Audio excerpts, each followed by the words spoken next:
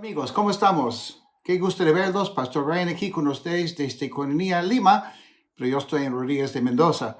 Hoy día vamos a continuar con nuestra serie de enseñanzas del libro de Tito, casi al final del Nuevo Testamento. Busquen en sus Biblias el libro de Tito, capítulo 1. La serie se llama Hacia Adelante, Hacia Adelante. Y hoy día el título de esta enseñanza es las cosas en orden, ¿ok? Presten atención, quédense conmigo hasta el final, porque al final de esta enseñanza van a ver unos anuncios importantes, ¿ok? Muy bien, hacia adelante. Sí, en tiempos así podemos ir hacia adelante con Cristo, ¿ok? Vamos a orar para empezar, porque estamos en Tito capítulo 1, para los que recién están entrando. Feliz de verlos, ¿ah? Gracias, Jesús, por este día, este domingo. Gracias porque aunque no estamos juntos de manera presencial, la mayoría de nosotros, pedimos tu bendición sobre nuestras vidas, sobre nuestra iglesia. Ya estamos por terminar el año y estamos con muchas ganas de ver lo que tú vas a hacer en y a través de nosotros en el año 2022. Aunque el mundo esté de cabeza, aunque haya problema tras problema, sabemos que tú eres nuestro Dios. Tú nos has permitido vivir en un tiempo así porque tienes un propósito. No hay nada que ocurre por casualidad y confiamos en ti. Ayúdanos, Señor, a capacitarnos para la buena obra y dejar que tu Espíritu Santo obre en y a través de nosotros. Te lo pedimos en el nombre de Jesucristo. Amén. Muy bien, Tito capítulo 1, hemos llegado hasta el versículo 5, donde vamos a ver las cosas en orden, que las cosas tienen que estar en orden, ¿ok? Dice Tito capítulo 1, versículo 5, te dejé, Pablo escribiendo a Tito, su discípulo, un pastor joven, te dejé en Creta. Creo que en la primera enseñanza de Tito hablamos un poco de Creta, por si acaso. Te dejé en Creta para que pusieras en orden lo que quedaba por hacer, y en cada pueblo nombraras ancianos de la iglesia de acuerdo con las instrucciones que te di. Te dejé en Creta, dice Pablo, para que pusieras en orden, ¿ok? Orden, rectificar algo que está trueco. En el sentido de un hueso roto, algo así, reparar lo que está malogrado. Entonces, la primera lección para nosotros el día de hoy es que tu vida debe ser ordenada conforme a la Biblia. Tu vida debe ser ordenada conforme a la Biblia. Pablo está mandando a Tito a Creta a poner las cosas en orden, que quiere decir que las cosas están en desorden, ¿no? Dios quiere ordenar nuestras vidas conforme a su voluntad, y su voluntad siempre es mejor. Él es el creador, Él es el omnipresente, el omnisciente, el omnitodo. Él es todo, Él es el alfa y omega. Como podemos decir en castellano, es desde la A hasta la Z. Todo empieza y termina con Él. Y la Biblia es su manual.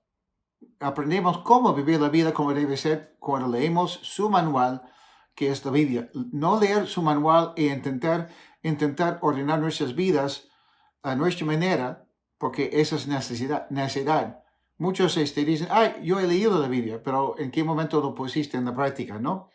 Es el papel también de un líder de una iglesia, apoyar a los hermanos, apoyar a la iglesia a ordenar sus vidas de manera personal y claro que sí, ordenar la iglesia también, pero conforme a lo que Dios dice, que es muy distinto que ordenemos las cosas conforme a las costumbres eclesiásticas o las costumbres de la cultura o lo que el pastor opina, sino siempre conforme a la palabra de Dios.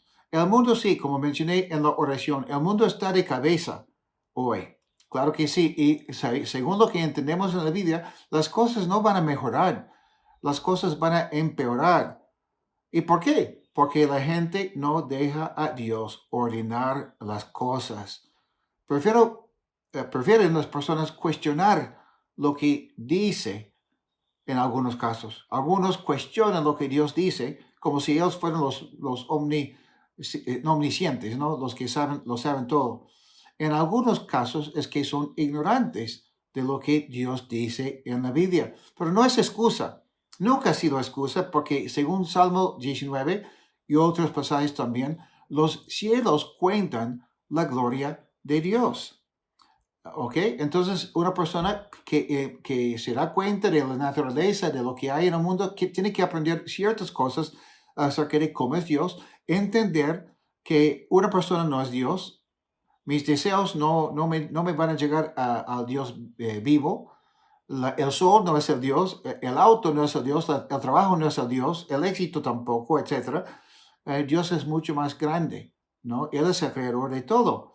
Y al darse cuenta de eso, si esa persona empieza a buscar a Dios, Dios va a permitirle conocerlo. Y hemos visto casos así, ¿no? Casos de personas que nunca han escuchado el Evangelio, vivían en culturas donde el Evangelio no fue predicado, no conocían la palabra de Dios, no conocían nada de Cristo, y empezaron a buscar a Dios y Dios les permitió conocerlo de una manera sobrenatural, ¿ok? Entonces, no hay excusa. Y mucho menos hoy día que hasta que puedes bajar un app en tu celular y tener la Biblia, y no solamente la Biblia en tantos idiomas y en castellano en tantas tradiciones también. Cuando puedes escuchar una enseñanza día domingo por internet, como estamos haciendo, ¿no? Pero claro que es un proceso conocer a Dios también. No es que ya lo conocí, sino que vamos conociéndolo. Es un proceso, ordenar nuestras vidas conforme a la Biblia, conforme a la voluntad de Dios también. Hasta en las iglesias hay que seguir aprendiendo y aplicando la Biblia a nuestra situación actual y a nuestra cultura que va cambiando a veces, ¿no? Una iglesia que queda igual siempre y no hay cambios es una iglesia que no entiende, que no está siendo guiado por el Espíritu Santo y no está siendo cambiada por Cristo. Y Dios quiere también usar a ciertos líderes para hacerlo, ¿ok? Pero esos líderes deben sí ser hombres calificados, tienen que capacitarse, eso sí, deben estudiar, deben pedir sabiduría y discernimiento. Y hoy en día vamos a ver que también tienen que ser hombres llenos del Espíritu Santo, porque si no, vamos a desviarnos, vamos a distraernos, vamos a desanimarnos y vamos a perdernos también. Busquen en sus vídeos un poco más antes de Tito, el libro de Efesios, capítulo 4. Si están buscando en sus vídeos, está por ahí por Gálatas, ¿ok? Filipenses, por ahí, ¿ok? Efesios capítulo 4, un pasaje clave para las iglesias, un pasaje clave para nuestra iglesia, entonces, por supuesto que sí. Efesios capítulo 4, los versículos 11 al 13, donde dice Pablo, escribiendo esta vez a la iglesia de Éfeso, una iglesia mayormente de personas gentiles, personas que no eran judías, personas que no tenían antes mucho conocimiento de la palabra de Dios ni de Cristo. Y es sorprendente porque esa iglesia gentil es la iglesia donde Pablo escribe la epístola probablemente más profunda en cuanto a la doctrina, en cuanto a quiénes somos nosotros en Cristo, porque hemos entendido quién es Él. Efesios es un libro tan profundo y tan importante para nosotros entender. Entonces, en Efesios capítulo 4, los versículos 11 al 13, dice Pablo lo siguiente: Él mismo, Cristo mismo, constituyó a unos apóstoles, a otros profetas, a otros evangelistas y a otros pastores y maestros. Hablamos de ese pasaje justo, creo que fue la semana pasada también, ¿no? A fin de capacitar al pueblo de Dios para la obra del servicio, para edificar el cuerpo de Cristo. Sería bueno subrayar en sus vídeos esas frases, ¿no? Capacitar al pueblo de Dios y subrayar también para edificar el cuerpo de Cristo. De este modo, todos llegaremos a la unidad de la fe y del conocimiento del Hijo de Dios, a una humanidad perfecta, o sea, completa esta idea, no perfecta como un pueblo sin pecado, ¿no? Que se conforme a la plena estatura de Cristo. Y eso es bastante alto, ¿no es cierto? En Efesios 4 seguimos en el versículo 14, que dice, así ya no seremos niños, zarandeados por las olas y llevados de aquí para allá por todo viento de enseñanza y por la astucia y los artificios de quienes emplean artimañas engañosas.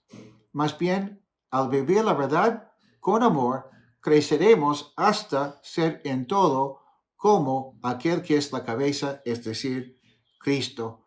Pablo, su meta, su deseo, siguiendo a Cristo, es que nosotros lleguemos a ser estables, vidas ordenadas, como dice aquí, no zarandeados por las olas, cualquier cosa que pasa, ¿no? Y llevados de aquí para allá por todo viento de enseñanza. Hay iglesias, hay personas en que no tienen sana doctrina. Cada cosa nueva que aparece, esa es la nueva ola. Y lo van surfeando, ¿no? Hasta que se acaba eso y empieza con otra cosa, porque no entienden lo importante y eh, lo hermoso que es la palabra de Dios. Y que la palabra de Dios nos trae estabilidad a nuestras vidas, orden a nuestras vidas y a nuestras iglesias también. Una enseñanza o doctrina no necesariamente es lo que hemos recibido en una enseñanza en la iglesia, tampoco. Puede ser, y normalmente es así, ¿ya? Cuando somos nuevos en la fe, que puede ser todo lo contrario. Creemos doctrinas, vivimos según ciertas cosas que hemos aprendido, no en una lección bíblica, sino lo que hemos aprendido en nuestra cultura, en nuestra familia, en nuestro hogar, y cosas que no necesariamente son conforme a la palabra de Dios. Cosas que hemos aprendido sin darnos cuenta, ¿no? Zarandeados tiene que ver con eso también. Cada vez cambia el mundo y el mundo no tiene un base sólido o algo real. Lo que antes estaba mal, hoy día está bien. Y lo que antes estaba bien, ahora está mal. Dice la palabra de Dios en los últimos días, yo creo que estamos en los últimos días, la Biblia lo enseña, que van a llamar mal a lo que está bien y bien lo que está mal. Y eso es lo que estamos viendo en el mundo de hoy, ¿no? A veces ni nos damos cuenta del poder de la verdad a medias, porque muchas veces dicen, pero Dios es amor, Cristo es amor, y lo dejan ahí. Es una verdad a medias. Claro que Dios es un Dios de amor. Cristo murió por nosotros porque nos ama tanto, pero no murió en la cruz para que nos quedemos igual que siempre, o peor que siempre, o que nunca, ¿no? Sino para que podamos realmente llegar a la estatura de Cristo, ¿ok? Hay muchos ataques y muchas mentiras del diablo que tenemos que enfrentar en el mundo de hoy y por ende en el mundo también. Y esos ataques y esas mentiras son múltiples, no es una sola forma de atacarnos, ¿no? Muchos cristianos siguen insistiendo y siguen viviendo según las filosofías que al final no son más que todo reacciones o en otros casos extremos que ocurren en el mundo. Y a veces son las consecuencias de las mismas artimañas del diablo. ¿Por qué menciono eso? Porque no todo lo que creemos viene de Dios. No todo lo que parece estar bien es lo que está bien conforme a Dios. Y además, el mundo casi se ha vuelto monolítico, o sea, con un solo mensaje, con un mismo sentir, un mismo rumbo, yendo a la maldad. Hay que ser conscientes de eso. Si no nos cuidamos, si no estudiamos la Biblia, vamos a terminar engañados. ¿Ok? Efesios capítulo 5, el siguiente capítulo, versículos 15 al 16, es un pasaje que también es tan importante para nosotros, los que estamos viviendo al final de 2021 y apenas vamos a entrar a 2022 en un poco tiempo, ¿no? Dice Efesios 5, versículos 15 al 16, así que tengan cuidado de su manera de vivir. No vivan como necios, sino como sabios. Ay, pero ¿cómo es eso? Aprovechando al máximo cada momento oportuno, porque los días son malos. Y ahora, aprovechar, ser sabios, no ser necios, no ser engañados, entender lo que está pasando, aprovechar bien el tiempo. Los días son malos, pero ¿qué quiere decir la Biblia cuando dice que los días son malos? Bueno, primero lo que no quiere decir. No quiere decir que esta fecha en el calendario es una fecha mala. Muchos tienen ciertas fechas que dicen que traen maldición, cosas así. Muchos creen en cosas como la luna llena, etcétera, ¿no? Y no digo que la luna no tenga efecto en cuanto a la cosecha, cosas así, pero no es que vas a despertarte un día y decir, ese día es malo, y la Biblia lo dice. No, no es eso. No quiere decir eso. Quiere decir que este día, dice la Biblia, por ejemplo, que este día es el día de alegría y de gozo. ¿Y cómo puede decir la Biblia que este es el día de gozo y alegría? Y lo cantamos en un corito a veces, no lo voy a cantar, no se preocupen, y decir a la vez que los días son malos. ¿Qué es lo que la Biblia quiere decir? Lo que quiere decir es que los días son, sí, llenos de maldad si nosotros no somos conscientes de la presencia de Dios. El diablo no descansa y los que no conocen a Cristo siguen en su forma de pensar del diablo todos los días. Su vida es vivida conforme a lo que el diablo está enseñando. ¿Ok? Por eso Pablo manda a cada cristiano ponerse la armadura de Dios todos los días, según Efesios capítulo 6, los versículos 10 al 19. No vamos a estudiarlo hoy día, estudiando en su casa. Mediten en lo que dice Efesios 6, 10 al 19. Pero por decirlo así, un soldado no va a la batalla si no está vestido de la forma correcta, con sus armas, etcétera, con su casco. Y así es lo que Pablo quiere que entendamos, que en el mundo vamos a encontrar muchas cosas malas y si no estamos capacitados, listos, vamos a terminar mal. El Señor también nos enseñó a orar en lo que llamamos el Padre Nuestro. Y una parte de la oración que nos enseña Cristo es no nos dejes discúlpame, en tentación, sino líbranos del maligno. ¿Ok? Ser conscientes. Así vivir una vida ordenada, preparados por lo que tendremos que enfrentar. En Efesios capítulo 2, versículos 1 al 3, la primera parte del versículo 3. Efesios 2, 1 al 3. Unos capítulos más adelante, obvio, ¿no? Dice, en otro tiempo, ustedes estaban muertos en sus transgresiones y pecados, en los cuales andaban conforme a los poderes de este mundo.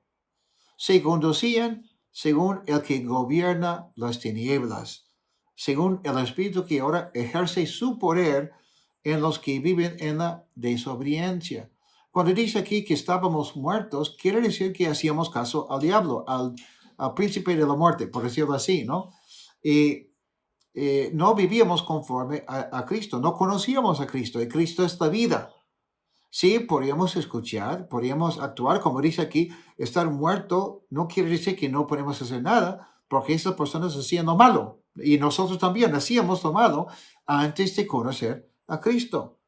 Nos conocíamos según el que gobierna las tinieblas. ¿Ok? El versículo 3 dice, en ese tiempo también todos nosotros vivíamos como ellos, impulsados por nuestros deseos pecaminosos. Entonces tampoco nos vamos a echar la culpa al diablo por todo.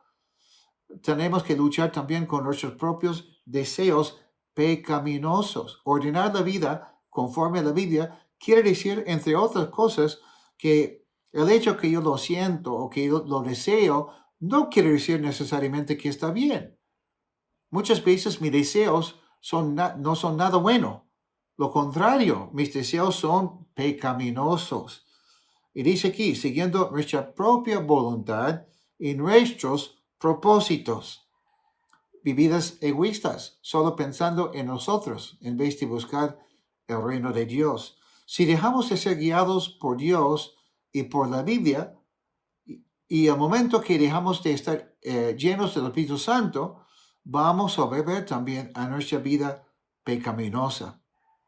No vamos a discernir bien las cosas. Vamos a pensar mal y vivir mal. El apóstol Pedro es un ejemplo de eso, ¿no? Intentó persuadir a Cristo no ir a la cruz por nosotros. Y Cristo tuvo que decirle, tras de mí, Satanás. Cortó también la oreja de ese soldado la noche que Cristo fue traicionado, algo que no fue la voluntad de Dios. Comió con los judaizantes, ignorando, dejando al lado los gentiles, cuando ya era maduro, por decirlo así, en la fe. Imagínense, Pedro, siendo maduro, siendo apóstol, después de haber sido usado por Dios de gran manera tantas veces, y a través de unos años, se equivocó. Terminó mal. No fue capaz de discernir la cosa porque en un momento perdió el enfoque, ¿no? El mismo Pedro que empezó a caminar sobre las aguas con Cristo, al ver las olas, empezó a hundirse, ¿no? Y terminó tragando más el agua del lago o del mar que el agua que es agua viva, la palabra de Cristo. Y si ha pasado con Pablo así, o con Pedro así, discúlpame, ¿cuánto más tenemos que cuidarnos, no? La segunda lección para hoy día es lo siguiente. Ordenar tu vida significa entender quién es Cristo y quién eres tú. Ordenar tu vida significa entender quién es Cristo y quién eres tú. Eso podría ser un tema, un estudio de por lo menos un mes, creo. Pero vamos a mencionar unas cosas, ¿no? Recuerdo siempre la historia de la vida real de un hombre que estaba viajando, creo que fue de Inglaterra, pero de un país de Europa, a los Estados Unidos en un barco. Y gastó casi todo lo que tenía para comprar su pasaje. Y subió al barco, el barco dejó el puerto al lado, iba avanzando varios días, cruzando el mar Atlántico, y cada vez que la gente iba al comedor para comer, él se quedaba y no comía porque no tenía plata para comprar la comida en el comedor y pensó que seguramente era bien cara la comida también. Pero un día, casi al final de su viaje, conversando con una persona, el hombre le dice, nunca te he visto en el comedor. Y confesó con humildad y con un poco de vergüenza, lo que pasa es que no me alcanza para comprar la comida que ofrecen en el comedor. Y el hombre le mira y dice, ay, necio, cuando aquí tú pagaste con tu pasaje, la comida estaba incluida y había perdido toda esa comida todos esos días, muriéndose de hambre prácticamente, porque no había entendido los beneficios que eran incluidos en la compra de su pasaje. Y muchas veces nosotros como cristianos también, si no conocemos a Cristo bien, si no entendemos quiénes somos en Cristo, sus promesas tan grandes para nosotros, podemos vivir como necios en ese sentido también. En el caso de Tito, él había aprendido de Pablo. Ya estaba capacitado Tito, no solo en cuanto a su vida personal, sino estaba ya capacitado para ministrar y capacitar a otros. Pablo le enseñó, entre otras cosas, su identidad como creyente. ¿Ok? ¿Y quiénes somos nosotros en Cristo? Otra vez en Efesios capítulo 1. Y en versículo 3 dice Pablo, alabado sea Dios Padre de nuestro Señor Jesucristo, quien nos ha bendecido en las regiones celestiales con toda bendición espiritual en Cristo. Lo que Cristo me da es algo eterno y el mundo no va a poder quitármelo jamás. Nunca va a poder quitarme, y el diablo tampoco no puede quitarme lo que Dios me ha ofrecido, lo que Dios me da, porque esas bendiciones están en las regiones celestiales. Tengo entrada al mismo trono de Dios.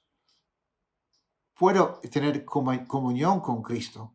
Cristo es mi Señor y mi Salvador. Me compró con su sangre. Soy suyo. Pero orar con confianza sabiendo que Dios no solo me escuchará, sino que actuará conforme a su voluntad perfecta, también es lo máximo. ¿Ok? Y ahora, no digas, pero son bendiciones espirituales, pero a mí me interesa lo físico, el pan de cada día. A mí me interesa lo temporal. Tengo que pagar cuentas, ¿no? Mira, lo espiritual gobierna y es más poderoso que lo terrenal. Y lo espiritual influye en lo terrenal. Lo vemos un montón de veces, no solo en la Biblia, sino en los testimonios de tantos cristianos en nuestro tiempo también, ¿ok? En nuestra historia moderna. Vemos muchos que confiesan, que mejor dicho, que testifican de la fidelidad de Dios.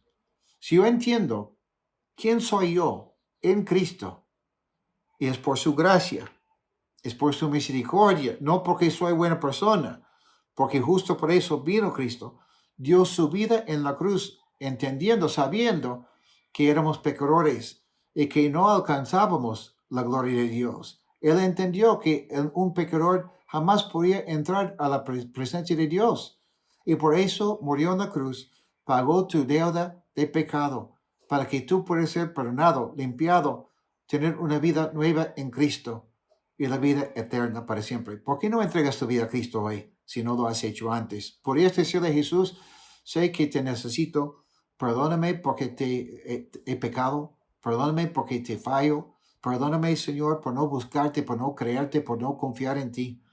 Y ahora, Señor, entiendo que tú diste tu vida por mí, por tu gran amor, y yo quiero entregarte a ti mi vida también. No tengo nada que ofrecerte, solo te pido perdón y pido que hagas tu obra en mí. Te necesito, Señor. Yo te quiero servir. Y si tú hablas con Cristo así, con un corazón sincero, Cristo te va a recibir. Y así vas a entender poco a poco quién eres tú en Cristo también. Por su gracia es un regalo y por su misericordia. Porque cuando uno conoce a Cristo, en mi caso, ya no vivo condenado.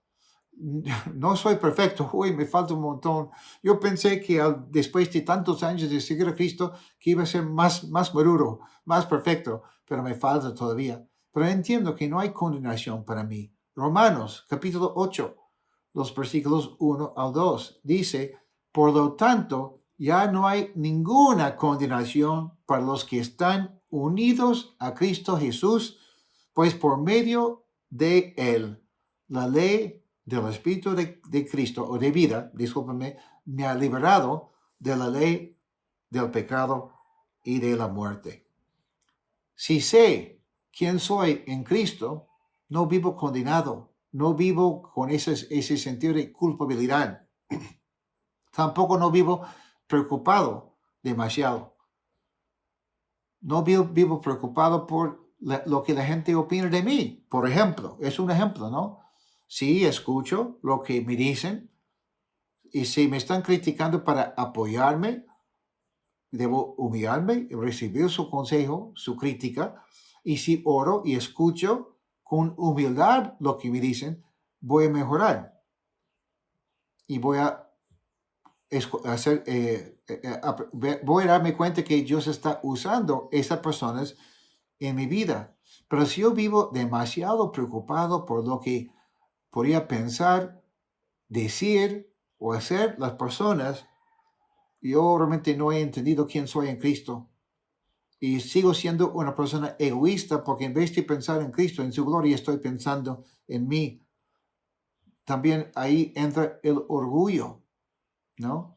Pero estoy hablando quizás de la persona que termina destrozada por los comentarios de otros. O la persona que no vive con libertad porque siempre está preocupada por lo que la gente opina, dice, etc. Si tú vives buscando la aceptación de la gente, vas a morirte cuando te rechazan. Si tú vives buscando la aceptación de la gente, vas a morirte cuando te rechazan. Pero a mí me gusta lo que dice Proverbios capítulo 29, versículo 25. Subrayanlo, búscalo en su vida, subrayanlo, sería bueno memorizarlo también, aunque no es el versículo de memoria para esta semana. Proverbios capítulo 29, versículo 25 que dice, temer a los hombres resulta una trampa, pero el que confía en el Señor sale bien librado. Temer a los hombres resulta una trampa, pero el que confía en el Señor sale bien librado. También el tema del maltrato psicológico. Si tú conoces a Cristo y entiendes cómo te ama, y si tú entiendes quién eres tú en Cristo, y si tú entiendes el poder de la oración y de la alabanza, el maltrato psicológico no tiene que ser un tema importante para ti en tu vida personal. La persona que te dice o te hace algo que con la intención de hacerte daño, simplemente oras, alabas al Señor, recuerdas quién eres en Cristo.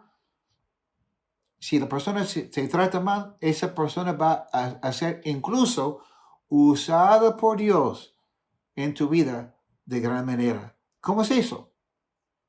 Sí, la gente, Brian, pero la gente habla mal de mí, esa persona me maltrata psicológicamente. Pero si tú aprendes cada vez que te maltrata psicológicamente, que tú vas a orar y orar por esa persona y vas a glorificar a Dios porque Dios te ha librado, que Dios ya no hay condenación para ti. Quizás parte de lo que te dice es cierto. Ay, pero Señor, tú has empezado la buena obra en mí. Entonces, si esa persona deja de maltratarte, vas a extrañarlo, porque eso va a ser motivo para que tú puedas acercarte a Dios cada vez más en vez de recibir ese maltrato y terminar golpeado siempre, ¿no?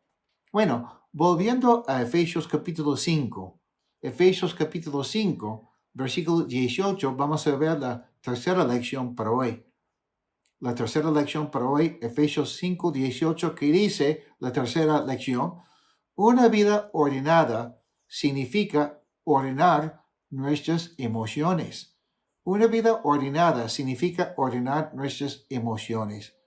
¿En quiénes y en qué cosa busco mi consuelo? ¿En quiénes o en qué cosa busco mi consuelo? ¿Busco mi consuelo en una cierta persona? Esa persona me va a fallar. ¿Busco mi consuelo en el alcohol, en la droga, en un juego, en internet o en dormir más? Si busco mi consuelo en esas cosas, ¿en quién está puesta mi confianza, mi esperanza, mi fe? Dice aquí Efesios 5, 18, no se emborrachen con vino. Y eso es un tema tan importante, ¿no? Muchas personas encuentran con su consuelo en la botella. Dice aquí que lleva al desenfreno, o sea, no ayuda para nada, empeora la situación. Al contrario, sean llenos del Espíritu. ¿Ok? Tengo que conformarme a la palabra de Dios, entendiendo que mis emociones son buenas. Dios me ha hecho una persona emotiva, pero esas emociones tienen que ser controladas por el Espíritu Santo, por la palabra de Dios, ¿ok? Y no por lo que el mundo me ofrece o lo que ha sido mi costumbre tampoco. La cuarta lección para hoy es que el ambiente también hace una gran diferencia. El ambiente hace una gran diferencia, ¿ok?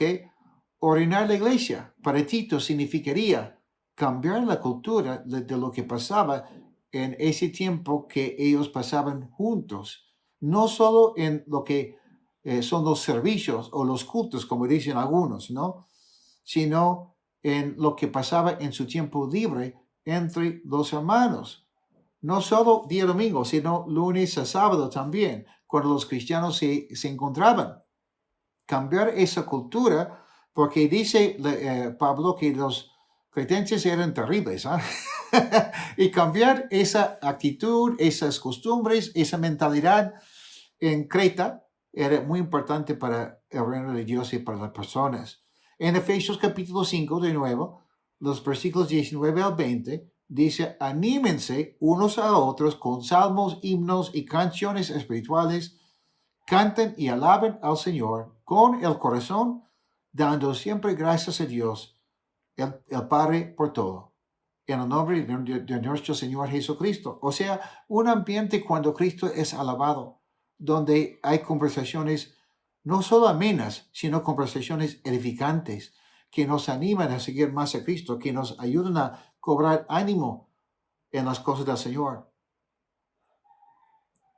Eso es muy importante, ¿no? Algo que tenía que ser ordenada, supongo, en la iglesia de Creta y también en nuestras iglesias el día de hoy. Mira, cada vez que ocurre avivamiento, cuando el Espíritu Santo empieza a obrar de una manera tan sorprendente, tan grande, hay algo que ocurre. Y si deseamos avivamiento en nuestra iglesia o en el mundo de hoy, siempre empieza con un grupo pequeño. Y ese grupo pequeño se reúne para chismear, para murmurar, para quejarse de los líderes. No es eso. Se reúne para alabar al Señor, para clamar al Señor, para edificar los unos a otros.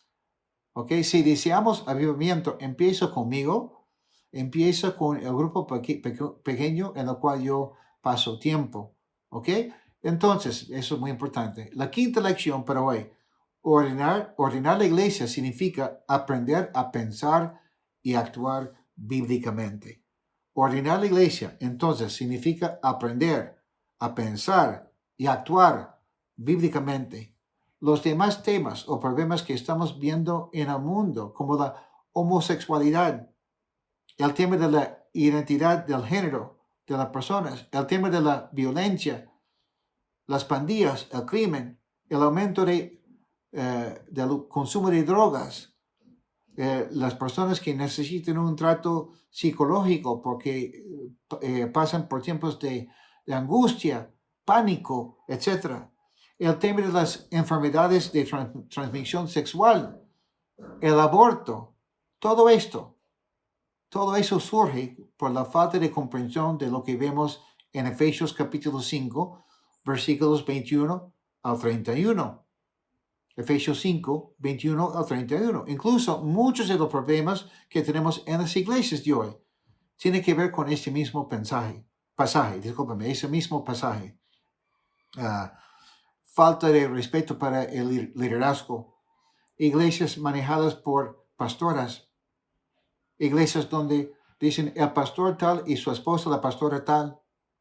Si estás en una iglesia que tiene el pastor tal y la pastora tal, debes salir de esa iglesia.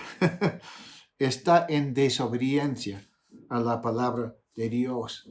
Bueno, dice Efesios en este pasaje que habla de algo tan importante, Efesios capítulo 5, empezando con los versículos 21 al 24. No vamos a pasar mucho tiempo en eso, porque creo que lo principal es obvio.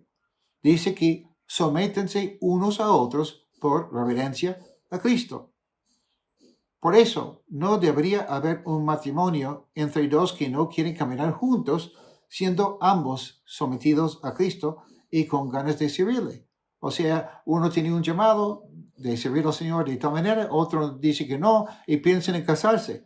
El yugo desigual no solo es entre un cristiano y una chica que no es, sino puede ser entre dos cristianos que no tienen el mismo sentir, que no tienen el mismo llamado, que no tienen las mismas ganas de servir al Señor. Dos no pueden caminar juntos si no están de acuerdo y no están sometidos a la voluntad de Dios. Y también en la iglesia, someternos los unos a otros habla de la humildad que tiene que existir entre nosotros, la capacidad de escuchar a los demás, honrarlos y pensar en ellos. ¿Ok? El matrimonio, por ejemplo, volviendo al tema del matrimonio, el matrimonio que existe para sí no va a funcionar como Dios quiere. Dice que esposas sométanse a sus propios esposos como al Señor. Esposas, sométanse a sus propios esposos como al Señor. Algo que muchas veces las mujeres no quieren escuchar hoy día, pero eso es lo que dice la Biblia. El esposo es la cabeza de la esposa y del hogar, así como Cristo es cabeza y salvador de la iglesia, la cual es su cuerpo. Así como la iglesia se somete a Cristo, también las esposas deben someterse a sus esposos en todo. Cualquier cosa que tenga dos cabezas es un monstruo. Siempre lo he dicho. Y cuando el esposo rehúsa ser la cabeza, la mujer asume el rol. Y es un rol que no le corresponde. En la cultura de hoy es con frecuencia que la mujer manda. Ella es la que decide, es la que exige. Ella es la que toma las decisiones. Y al final sufre por hacerlo. Y el hombre débil le permite.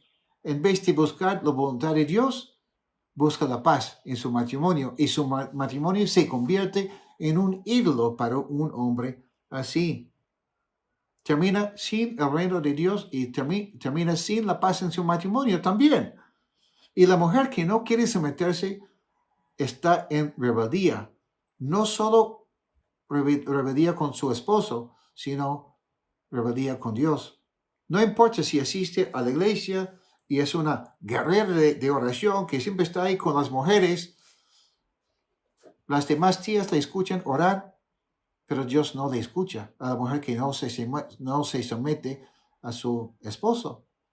No se preocupen, mujeres, porque viene la parte para donde vamos a hablar del hombre también, del esposo también. Pero escuchen lo que dice Isaías 59, versículos 1 al 2. Isaías 59, 1 al 2. La mano del Señor no es corta para salvar, ni es sordo su oído para oír.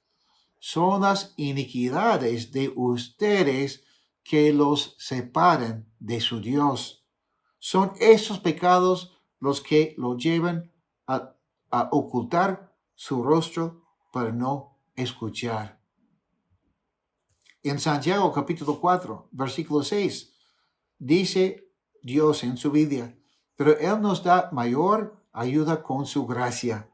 Pero por eso dice la Escritura, Dios se opone a los orgullosos. Dios se opone a los orgullosos. Y si tú piensas que tu manera es mejor que la manera de Dios, si tú dices, soy esposa, pero no voy a someterme a mi esposo porque eso es algo antiguo, eres una persona orgullosa. Y Dios se opone a las personas así. Pero dice que da gracia a los humildes. Y la humildad empieza cuando tememos a Dios y tememos su palabra. En 1 de Samuel, capítulo 15, el versículo 23, el rey Saúl quería servir a Dios, pero a medias. Quería servir a Dios a su manera. ¿Ok? Y dice el profeta Samuel, cuando habla con el rey Saúl, le dice, la rebeldía es tan grave como la adivinación y la arrogancia como el pecado de la idolatría. Y como tú has rechazado la palabra del Señor, Él te ha rechazado como rey. Es una consecuencia grave rechazar la palabra de Dios. Eso obvio que va tanto para la esposa, igual que para el esposo. Va también para la persona que asiste a una iglesia, pero no se somete a lo que los líderes dicen. Claro que los líderes que quieren gobernar demasiado, ser metiches tampoco, ¿no? Pero cuando se trata de la palabra de Dios y lo que la palabra de Dios manda, hay que hacer caso cuando los líderes nos hablan. Pero ahora sí, a los hombres. Efesios capítulo 5, versículos 25 al 27.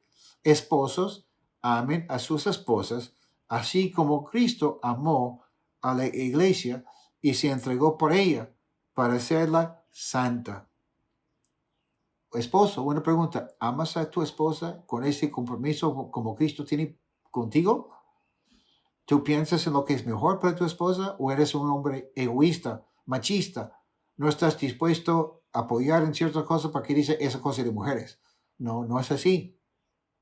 Dice que Él la purificó lavándola con agua mediante la palabra. ¿Es la palabra de Dios central en su matrimonio, en su hogar o no? Dice aquí para presentársela a sí mismo como una iglesia radiante.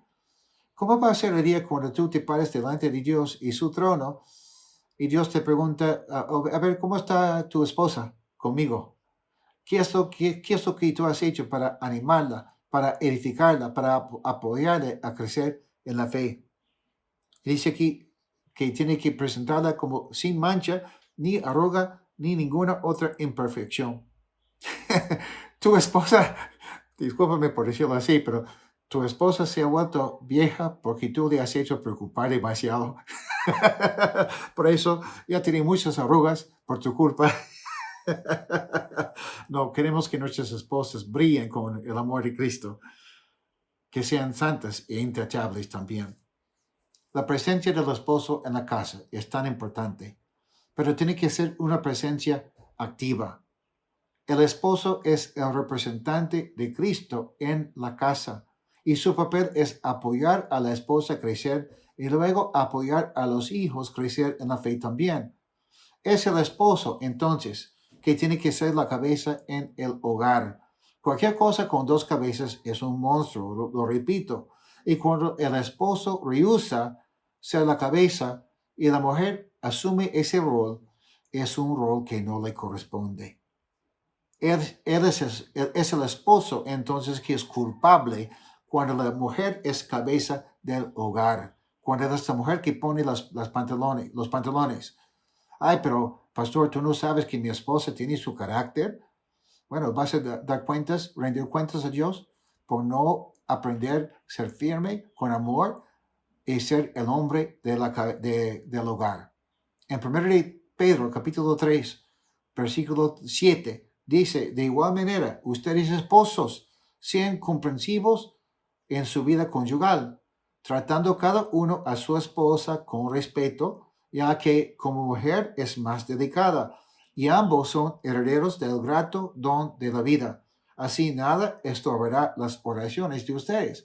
Entonces, cuando yo digo que tú tienes que ser cabeza, no estoy diciendo que debes tratar a tu esposa con dureza, sino con comprensión y con amor, siendo ejemplo primero, ¿ya? Porque si no, Dios tampoco va a escuchar tus oraciones van a terminar estorbadas, ¿ok? Efesios 5, versículo 28 al 31. Asimismo, el esposo debe amar a su esposa como a su propio cuerpo. El que ama a su esposa se ama a sí mismo, pues nadie ha odiado jamás a su propio cuerpo. Al contrario, lo alimenta y lo cuida, así como Cristo hace con la iglesia, porque somos miembros de su cuerpo. Por eso dejará el hombre a su padre y a su madre y se unirá a su esposa y los dos llegarán a ser un solo cuerpo. Muchas cosas aquí, ¿no? No hay mucho tiempo porque ya se nos va la hora. Pero basta decir que el esposo que piensa, voy a vivir en la casa de mi suegra o en la casa de mis papás, me conviene, más económico, no está formando el hogar como Dios manda. ¿Ok?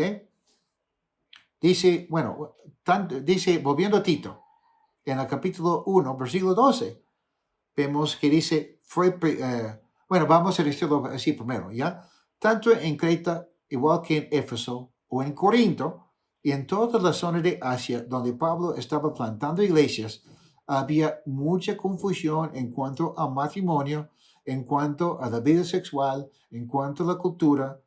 La homosexualidad gobernaba en muchos casos, el sexo fuera del matrimonio, en los templos de los dioses griegos también era parte integral de la cultura, y la cultura de los creyentes no era nada grato, ¿no? Grata. En Tito capítulo 1, versículo 12, por ejemplo, dice, fue precisamente uno de sus propios profetas, el que dijo, los creyentes son siempre mentirosos, malas bestias, glotones, perezosos. Imagínense, Tito tiene que cambiar esa cultura, poner en orden las cosas. Pero no lo va a hacer solo. Y con eso casi terminamos. La sexta lección para hoy es que necesitamos líderes en la iglesia. Necesitamos líderes en la iglesia. En Tito capítulo 1, versículos 5 a 7, que es el pasaje que nos corresponde hoy día, dice, te dejé en Creta para que pusieras en orden lo que quedaba por hacer, y en cada pueblo nombrarás ancianos de la iglesia, de acuerdo con las instrucciones que te di. Seguramente todo lo que hemos conversado hoy día y mucho más. El anciano debe ser intachable, esposo de una sola mujer. Considerando su cultura, era algo que tenían que buscar una persona así. Sus hijos deben ser creyentes, libres de sospecha de libertinaje o de desobediencia. El obispo tiene a su cargo la obra de Dios y por lo tanto debe ser intachable, no arrogante, ni iracundo, ni borracho, ni violento, ni codicioso de ganancias mal habidas. Cuando dice dice Pablo aquí, te dejé en Creta para que pusieras en orden lo que quedaba por hacer, y en cada pueblo hay una lección aquí. Los ancianos necesitaban tener contacto con las personas, vigilar por sus vidas, amar a las personas.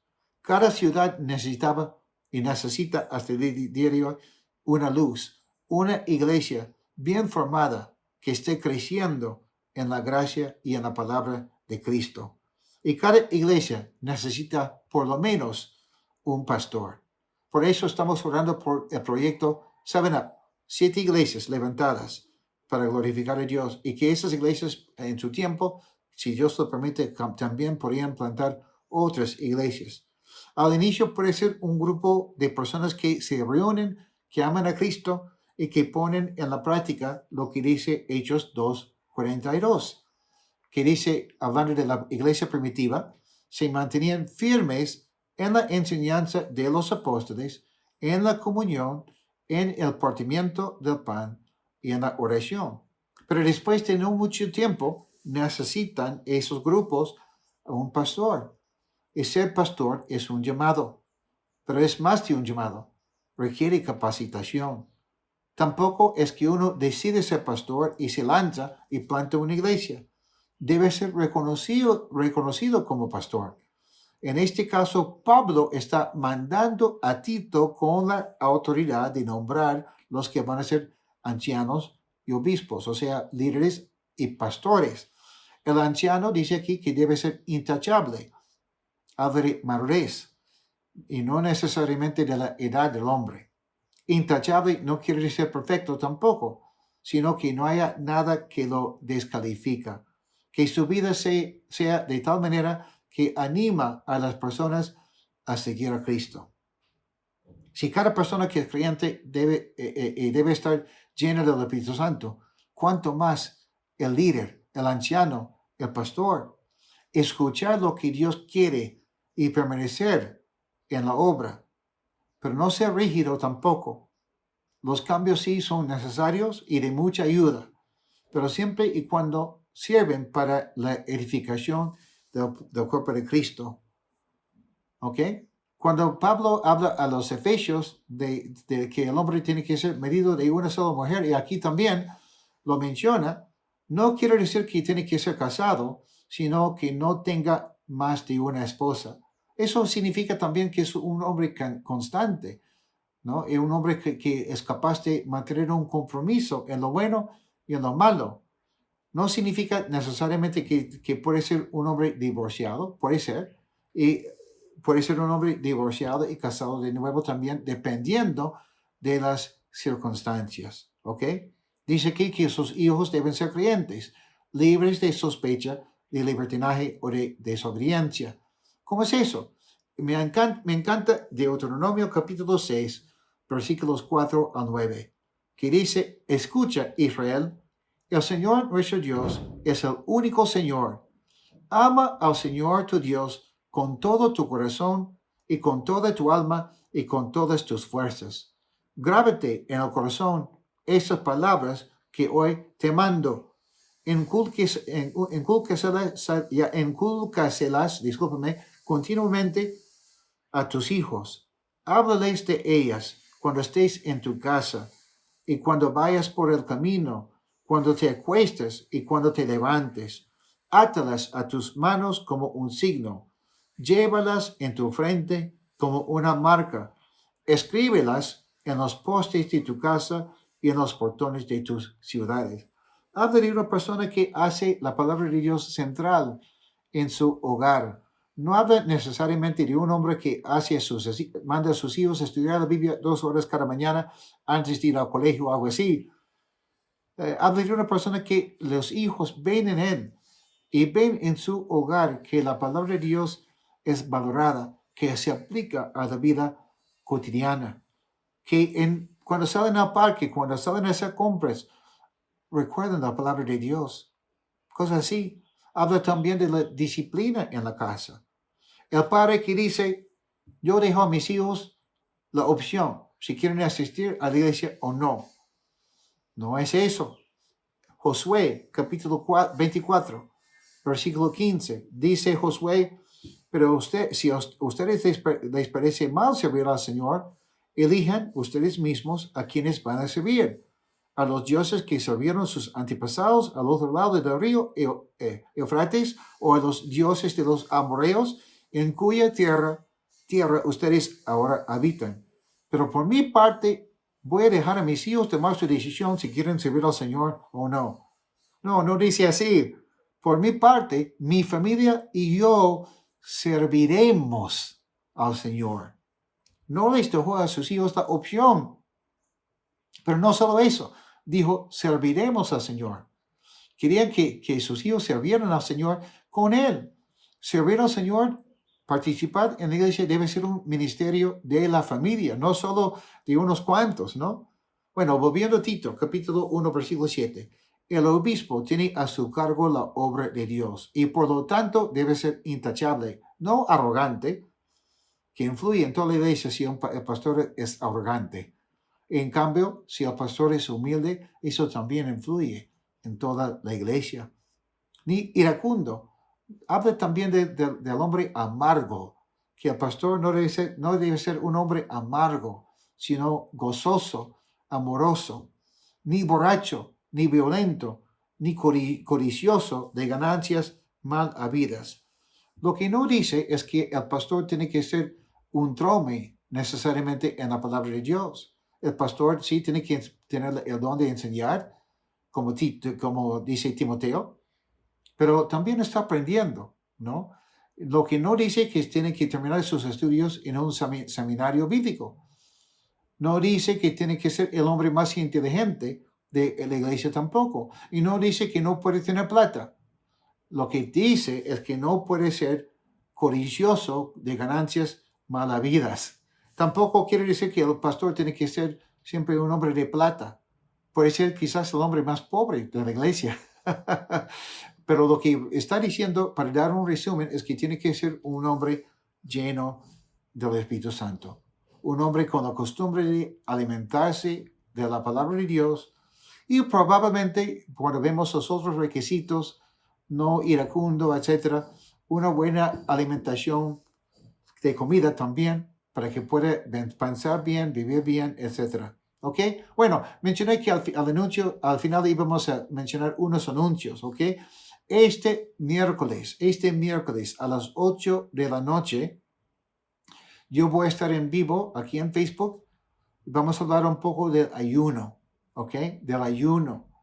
Porque queremos que los que puedan, que vamos a ayunar juntos el día jueves para las decisiones que tenemos que tomar en la iglesia conforme a lo que estamos viviendo en el mundo, pedir la bendición de Dios, su sabiduría. También nos acerca el año 2022 y queremos pasar un día ayunando y clamando al Señor, pidiendo su dirección también, ¿ok? El otro fin de semana, el sábado 18 y el domingo 19, sí van a haber servicios presenciales. Separen sus cupos y enfatizo eso. Si están con síntomas de gripe, de resfrío, de alergia, no vengan a la iglesia, por favor. No digan, pero yo sé que es gripe. Bueno, quizás lo sabes, pero la gripe también contagia. Quédate en casa. Los que están sanitos, sin síntomas, por favor, pueden venir y asistir, ¿ok? Separando sus cupos siempre. Estamos viendo qué hacer en la Navidad. Pienso, y no está tomada la decisión todavía, que vamos a hacer 2 servicios presenciales en la semana de la Navidad. El miércoles, creo que es el 22, y el jueves 23 también en la noche, para celebrar la Navidad como cristianos y como iglesia. Pero vamos a tomar esa decisión en esos días. Quédense pendientes de los anuncios que vamos a publicar en internet. ¿Ok? Muy bien. Otra cosa que quiero mencionar es que Cristo los ama y viene pronto. ¿Ok?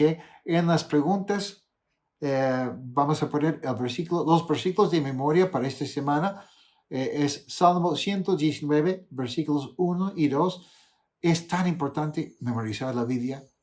Y el otro domingo, otro sábado, la primera cosa que vamos a hacer en el servicio presencial es todos vamos a recitar de memoria esos versículos antes de empezar la prédica. No vas a querer quedarte con Roche por no haber memorizado los versículos. Vamos a poner un poco de presión santa para que puedan hacer caso al Señor y meditar y memorizar la palabra de Dios. ¿Ok? Que Dios los bendiga. Nos vemos.